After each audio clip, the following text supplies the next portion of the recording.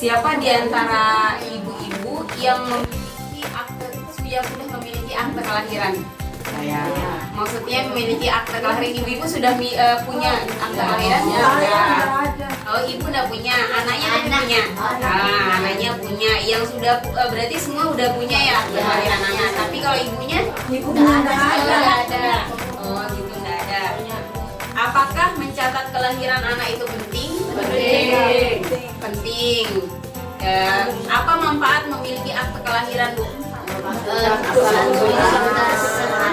Ya, kemudian apalagi manfaat selain sebagai identitas anak? Ya, untuk sekolah. Ya, gitu.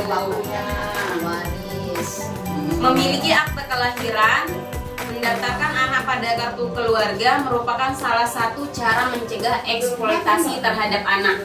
Jadinya ibu-ibu harus punya yang namanya akte kelahiran, masukkan anak di KK itu sangat penting. Ketika ibu misalnya baru melahirkan, ya sudah akte kelahiran sudah, masukkan secepatnya ke KK karena itu juga akan berpengaruh terhadap bantuannya. Kalau ibu lahir kemudian anaknya ini belum dimasukkan ke dalam KK, otomatis untuk bantuan PKH itu tidak akan bisa. Nah, tidak akan terhitung karena di dalam bantuan itu akan terlihat dari NIK-nya gitu ya. Nah, coba Bu perhatikan manfaat akte kelahiran. Yang pertama adalah identitas sah anak.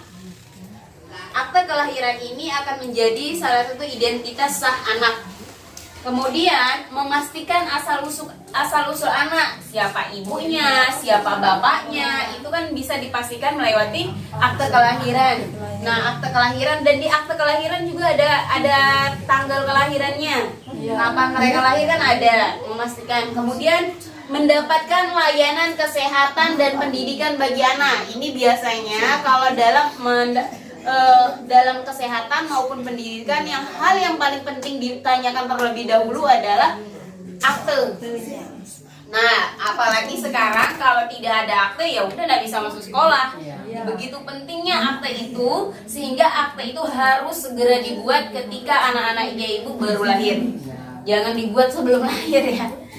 Kemudian mencegah pernikahan anak sebelum usia 18 tahun. Nah, anak usia sebelum usia 18 tahun kita bisa lihat dari akte.